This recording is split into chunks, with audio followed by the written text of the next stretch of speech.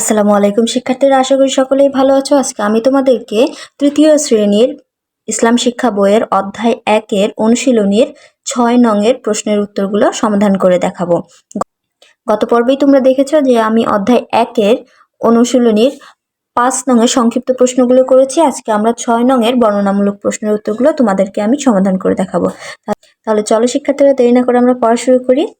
এখানে আছে নাম্বার 6 বর্ণনামূলক প্রশ্ন। ক, কিভাবে আমরা সৃষ্টিকর্তার অস্তিত্ব উপলব্ধি করতে পারি তা বর্ণনা করো। খ, দৈনন্দিন জীবনে পবিত্র থাকার উপায়গুলোর তালিকা তৈরি করো। গ, সালাতের উপকারিতা বর্ণনা করো। ঘ, আরবি হরফগুলো লিখো। উম, প্রধান 4টি আসমানি কিতাব কোন কোন নবীর উপর নাজিল হয় লিখো। তাহলে চলো শিক্ষার্থীরা, এই প্রশ্নের উত্তরগুলো আমি তোমাদেরকে এখন লিখে দেখাই। 6 নং প্রশ্নের উত্তর। প্রশ্ন নাম্বার ক, কিভাবে আমরা সৃষ্টিকর্তার অস্তিত্ব উপলব্ধি করতে পারি তা বর্ণনা করো। উত্তর, আমাদের এই সুন্দর পৃথিবী তো একা একা সৃষ্টি হয়নি, নিশ্চয়ই কেউ একজন সৃষ্টি করেছেন। একটি নির্দিষ্ট নিয়ম অনুসারে এই পৃথিবী চলে। রাতের পরে দিন আসে, একটি নির্দিষ্ট নিয়মে পৃথিবীতে ঋতুর পরিবর্তন হয়। আমাদের দেখা পৃথিবীর বাইরেও রয়েছে বিশাল সৃষ্টি জগৎ, তাতে চাঁদ, সূর্য, তারকা ইত্যাদি রয়েছে। ওইসব সুনির্দিষ্ট নিয়মে চলে।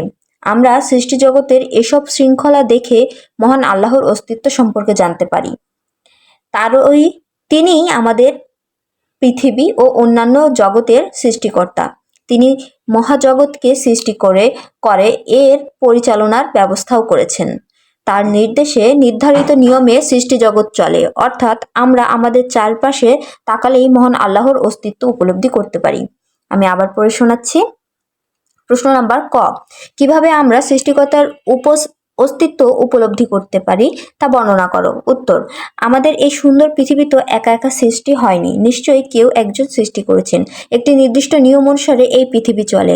রাতের পরে দিন আসে, একটি নির্দিষ্ট নিয়মে পৃথিবীতে ঋতুর পরিবর্তন হয়। আমাদের দেখা পৃথিবীর বাইরেও রয়েছে বিশাল সৃষ্টি জগৎ, তাতে চাঁদ, সূর্য, তারকা ইত্যাদি রয়েছে। ওইসব সুনির্দিষ্ট নিয়মে চলে। আমরা সৃষ্টি জগতের এসব শৃঙ্খলা দেখে মহান আল্লাহর অস্তিত্ব সম্পর্কে জানতে পারি। তিনি আমাদের পৃথিবী ও অন্যান্য জগতের সৃষ্টিকর্তা। তিনি মহাজগৎকে সৃষ্টি করে এর পরিচালনার ব্যবস্থাও করেছেন। তার নির্দেশে নির্ধারিত নিয়মে সৃষ্টি জগৎ চলে, অর্থাৎ আমরা আমাদের চারপাশে তাকালেই মহান আল্লাহর অস্তিত্ব উপলব্ধি করতে পারি। প্রশ্ন নাম্বার খ, দৈনন্দিন জীবনে পবিত্র থাকার উপায়গুলোর তালিকা তৈরি করো।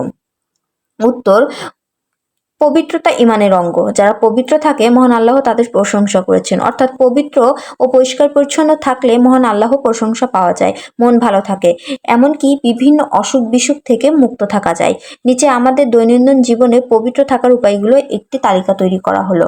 নাম্বার 1, প্রতিদিন সকালে ঘুম থেকে উঠে ও রাতে ঘুমাতে যাওয়ার আগে দাঁত মাজতে হবে।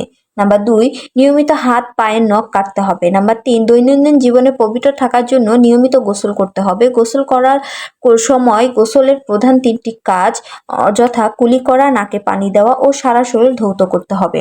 নাম্বার 4, কাপড় চোপড় ময়লা হলে ধুয়ে পরিষ্কার করতে হবে। নাম্বার 5, প্রস্রাব পায়খানা, ময়লা আবর্জনা ইত্যাদি ধুয়ে পরিষ্কার করতে হবে। নাম্বার 6, আমাদের বাড়ির চারপাশ, স্কুল, খেলার মাঠ, রাস্তাঘাট ইত্যাদি পরিষ্কার পরিচ্ছন্ন রাখতে হবে। আমি আবার পড়ে শোনাচ্ছি। প্রশ্ন নাম্বার খ, দৈনন্দিন জীবনে পবিত্র থাকার উপায়গুলোর তালিকা তৈরি করো। উত্তর, পবিত্রতা ঈমানের অঙ্গ। যারা পবিত্র থাকে মহান আল্লাহ তাদের প্রশংসা করেছেন, অর্থাৎ পবিত্র ও পরিষ্কার পরিচ্ছন্ন থাকলে মহান আল্লাহর প্রশংসা পাওয়া যায়, মন ভালো থাকে, এমনকি বিভিন্ন অসুখ বিসুখ থেকে মুক্ত থাকা যায়। নিচে আমাদের দৈনন্দিন জীবনে পবিত্র থাকার উপায়গুলোর একটি তালিকা তৈরি করা হলো। নাম্বার 1, প্রতিদিন সকালে ঘুম থেকে উঠে ও রাতে ঘুমাতে যাওয়ার আগে দাঁত মাজতে হবে। নাম্বার 2, নিয়মিত হাত পায়ের নখ কাটতে হবে। নাম্বার 3, দৈনন্দিন জীবনে পবিত্র থাকার জন্য নিয়মিত গোসল করতে হবে। গোসল করার সময় গোসলের প্রধান 3টি কাজ কুলি করা, নাকে পানি দেওয়া ও সারা শরীর ধৌত করতে হবে। নাম্বার 4, কাপড় চোপড় ময়লা হলে ধুয়ে পরিষ্কার করতে হবে। নাম্বার 5, প্রস্রাব পায়খানা, ময়লা আবর্জনা ইত্যাদি ধুয়ে পরিষ্কার করতে হবে। নাম্বার 6, আমাদের বাড়ির চারপাশ, স্কুল, খেলার মাঠ, রাস্তাঘাট ইত্যাদি পরিষ্কার পরিচ্ছন্ন রাখতে হবে। প্রশ্ন নাম্বার গ, সালাতের উপকারিতা বর্ণনা করো। উত্তর, নামাজকে আরবিতে সালাত বলে। সালাত অর্থ দোয়া। ইমানের পর সবচেয়ে গুরুত্বপূর্ণ ইবাদত হচ্ছে সালাত। মুসলমানদের জীবনে সালাতের উপকারিতা অনেক। নিচে সালাতের উপকারিতা বর্ণনা করা হলো। প্রতিদিন নির্দিষ্ট নিয়ম ও সময়ে সালাত আদায় করতে হয়। এতে আমরা শৃঙ্খলা ও নিয়মাবর্তিতা শিখি। সালাতের আগে অজু করতে হয়, যার মাধ্যমে আমরা পবিত্রতা অর্জন করতে পারি ও পরিষ্কার পরিচ্ছন্ন থাকতে পারি। সালাত আমাদের সর্বপ্রকার মন্দ কাজ থেকে বিরত রাখে। মহান আল্লাহ সালাত আদায়কারীর সব গুনাহ ক্ষমা করে দেন। সালাত আদায়ের মাধ্যমে আখিরাতে জান্নাত লাভ করা যায়। অতএব আমরা জান্নাত লাভের আশায় 5 ওয়াক্ত সালাত আদায় করব। আমি আবার পড়ে শোনাচ্ছি। প্রশ্ন নাম্বার গ, সালাতের উপকারিতা বর্ণনা করো। উত্তর, নামাজকে আরবিতে সালাত বলে। সালাত অর্থ দোয়া। ইমানের পর সবচেয়ে গুরুত্বপূর্ণ ইবাদত হচ্ছে সালাত। মুসলমানদের জীবনে সালাতের উপকারিতা অনেক। নিচে সালাতের উপকারিতা বর্ণনা করা হলো। প্রতিদিন নির্দিষ্ট নিয়ম ও সময়ে সালাত আদায় করতে হয়। এতে আমরা শৃঙ্খলা ও নিয়মাবর্তিতা শিখি। সালাতের আগে অজু করতে হয়, যার মাধ্যমে আমরা পবিত্রতা অর্জন করতে পারি ও পরিষ্কার পরিচ্ছন্ন থাকতে পারি। সালাত আমাদের সর্বপ্রকার মন্দ কাজ থেকে বিরত রাখে। মহান আল্লাহ সালাত আদায়কারীর সব গুনাহ ক্ষমা করে দেন। সালাত আদায়ের মাধ্যমে আখিরাতে জান্নাত লাভ করা যায়। অথবা আমরা জান্নাত লাভের আশায় 5 ওয়াক্ত সালাত আদায় করব। নাম্বার ঘ, আরবি হরফগুলো লিখো। উত্তর, কোরআনের ভাষা আরবি। আরবিতে মোট 29টি হরফ বা বর্ণ রয়েছে। এই হরফগুলো শিখলে আমরা কোরআন পাঠ করতে পারবো। আমরা বাংলা অথবা ইংরেজি ভাষায় বর্ণগুলো বাম দিক থেকে ডান দিকে পড়ি, কিন্তু আরবি হরফগুলো ডান দিক থেকে বাম দিকে পড়তে হয়। নিচে আরবি হরফগুলো দেওয়া হলো। নিচে দেখো, এখানে আরবি হরফগুলো আমি লিখেছি, তোমরা এইভাবে আরবি হরফগুলো সবগুলো লিখে ফেলবে। প্রশ্ন নাম্বার উম, প্রধান 4টি আসমানি কিতাব কোন কোন নবীর উপর নাজিল হয় লিখো। উত্তর, মহান আল্লাহ পৃথিবীতে যুগে যুগে অসংখ্য নবী ও রাসূল পাঠিয়েছেন। তিনি রাসূলগণের উপর কিতাব নাজিল করেছেন। এসব কিতাব মানুষের জন্য হেদায়েত রয়েছে।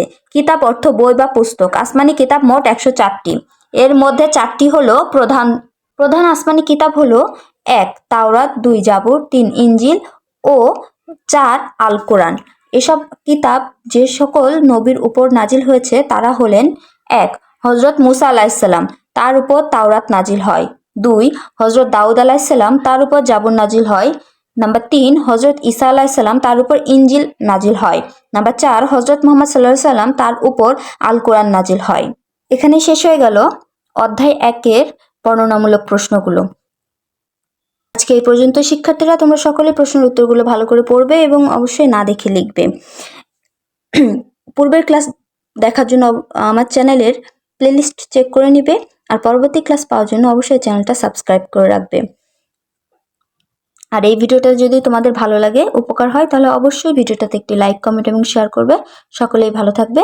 ধন্যবাদ সকলকে।